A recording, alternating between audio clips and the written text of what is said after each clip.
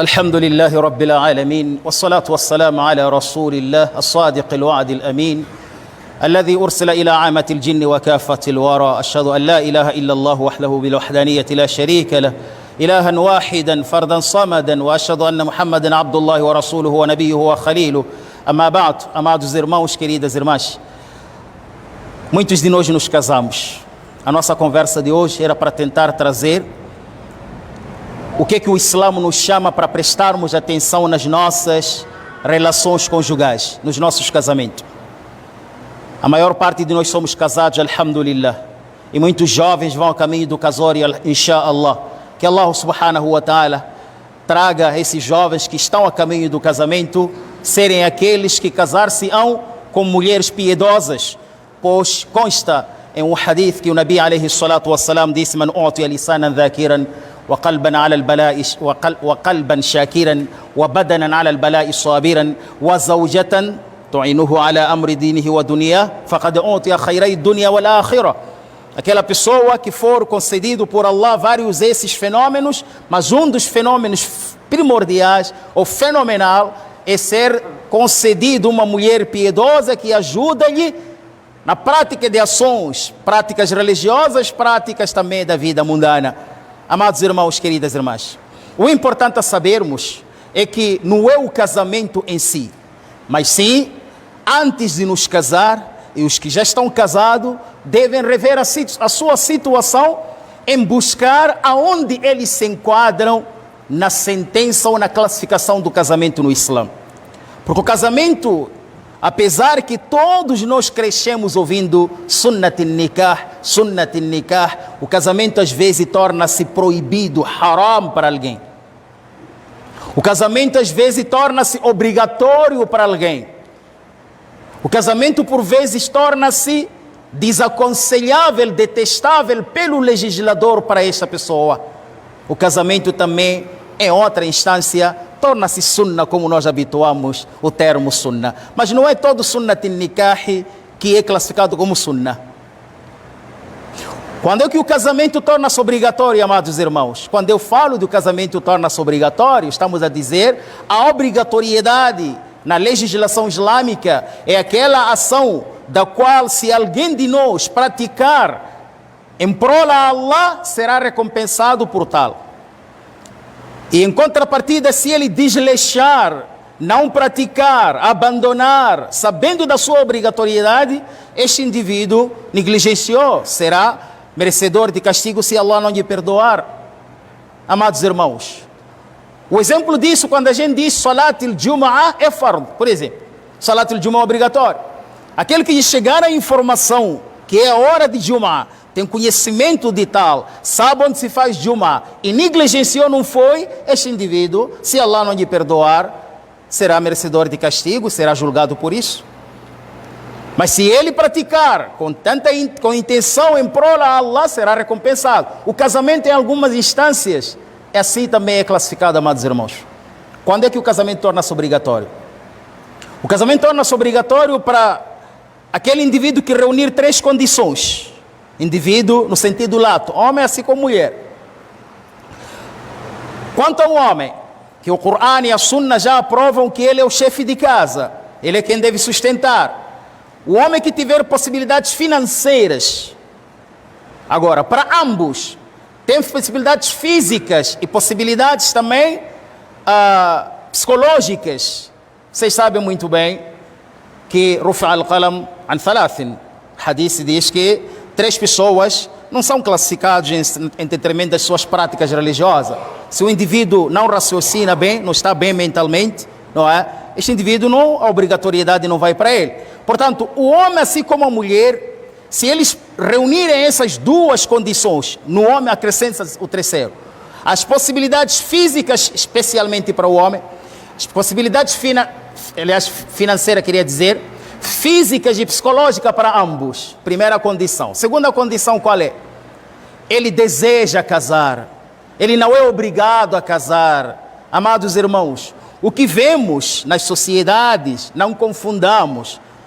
Infelizmente temos, eu sou africano de raiz e eu conheço, alhamdulillah, por termos estudado tanto história, nós sabemos o quão uma cultura impacta na vida de alguém, mesmo na vida religiosa. Às vezes eu sou muçulmano, mas a minha cultura diz que eu não preciso informar a minha filha para casar, eu obrigo a ela para casar. Então, não confundamos. Aí eu pratiquei a minha cultura, não pratiquei a religião. O hadith está claro. Seja menina, seja adulta, deve ser informado. Um deve ser pedido autorização, outro deve ser pedida permissão. Vocês sabem como é que a Sharia elucida sobre isto. Portanto, a menina ou o homem, ninguém aqui deve ser obrigado a casar. Rida zawjayn. Deve haver satisfação, livre e espontânea vontade dos dois. Allah diz: La ikraha fi din. Não há imposição na prática religiosa. E o zawaj faz parte de rito religioso. Afinal, no fiqh al-Islam, depois de Kitab al-A'mal, aparece, não é? Depois de Kitab, quer dizer, al-Ibadat, aliás, fiqh al-Ibadat, aparece fiqh al-Mu'amalat e fala sobre o casamento. Portanto, meus irmãos, aquele indivíduo que tiver possibilidades financeiras e físicas e mentais, ele quer casar, almeja casar, e ele tem certeza que se não se casar, ele vai cair no adultério, continuará a praticar o adultério. Então, como sair deste haram que nós sabemos, adultério? Casa, ya akhi. E o casamento na sua situação é obrigatório. Você tem tudo para dar certo. Então, não há por que você não casar. Então, você deve casar. E a prova disso está no versículo 32 do Surati An-Nur. Allah subhanahu wa ta'ala diz: وأنكحوا الأيام منكم والصالحين من عبادكم وإمائكم. E há uma particularidade, ونسيت شيئا مهما عند الخطبة الأولى. فما بال لمن له طاقة جسدية وله يعني ليس له طاقة مالية، إنه له طاقة جسدية ويتمنى أن يتزوج ويخاف على نفسه الوقوع إلى الزنا إن لم يتزوج. كيف وليس له طاقة مالية؟ والرسول هو القائل: من استطاع منكم الباءة. في قوله تعالى في نفس الآية: وليستعفف الذين لا يجدون نكاحا حتى يغنيهم الله من فضله. العفة. Isti'faf aqui, o que é dito para aquele indivíduo que tem todas essas condições, mas ele não tem possibilidades financeiras para manter o casamento. O que é que pode fazer? Tem que se manter casto. A castidade, o Nabi já explicou ali nesse hadith, que é fazer o jejum, fazer muitos salatos facultativos, estar mais próximo a Allah. Porque quanto mais próximo a Allah você estiver, a prática do pecado tornar-se algo grandioso para si. Então você vai se afastando, inshallah. Então, a outra parte importante, Allah diz no mesmo surah, disse: ولا تكرهوا فتياتكم على البغاء إن أردنا تحصنا. Não obriguem, não insistem, não orientem, não abrem caminhos para as vossas filhas. Apesar que o versículo aqui foi revelado através de Abdullah bin Ubay bin Salul, referia-se a respeito de algumas outras, ele tinha uma menina, outra narração aponta que foi revelada através de outro homem de Meca. Mas o mais importante é que aqui Allah subhanahu wa ta'ala diz: não incitem as vossas filhas à prostituição, enquanto elas quererem a castidade. من المعقول ليس هناك أب يكره فتاه إلى البغاء. Não é possível, na lógica, um pai almejar, gostar que a filha dele vá para a prostituição. Mas quando é que isso acontece? Aparece o Muhammad, tem todas as condições que o Corão, o Karim e a Sunna abordam para ser um bom genro, e você dificulta, não quer. Aparece o Yusuf, você não quer. 50 pretendentes aparecem, você não quer. Simplesmente você quer um jovem que tem características banais, mundanas, e que não tem características religiosas. E a sua filha começa a sair, cansou, 30 anos, 40 anos, começa a sair a praticar adultério fora. E às vezes ela mesma, com o valor que ela ganhou do dito namorado, passa a expressão, amados irmãos, é haq, é a verdade. Compra a camisa e me oferecer, e você, mashallah, Shakirina Kamal. De onde está trazendo aquela camisa? Quem lhe deu aquele valor? Você está ficando satisfeito com aquilo que ela faz? وَلَا تُكْرِهُ فَتَيَاتِكُمْ عَلَى الْبِغَاءِ إِنْ أَرَدْنَا تَحَصُّنًا. Não podemos, temos que tentar lutar para isso. O hadith foi claro: إذا خطب أحدكم على من ترضون دينه وخلقه فزوجوه إن لم تفعلوا تكن فتنة في الأرض وفساد عريض. Apareceu um pretendente, observem, dentre várias coisas, mas não esquecem de observar essas duas coisas: a sua religiosidade e o seu comportamento, que é o fruto desta religiosidade. Façam casar. Amados irmãos, já roubei mais tempo. O casamento torna-se obrigatório nessas condições. O casamento torna-se sunna quando tem as duas primeiras condições citadas, mas você tem certeza que eu me seguro.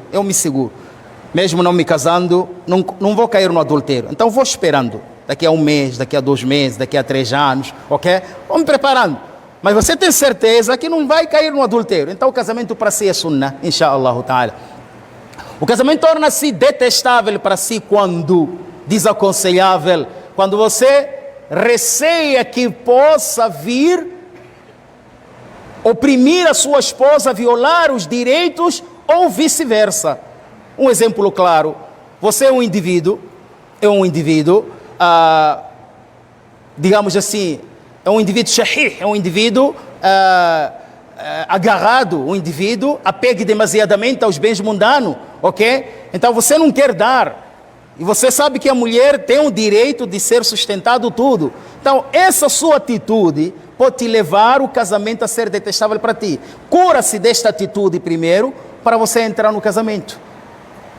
O casamento também é considerado detestável o casamento de enganação. Pessoas enganam que eu sou aquilo, enquanto na verdade não são.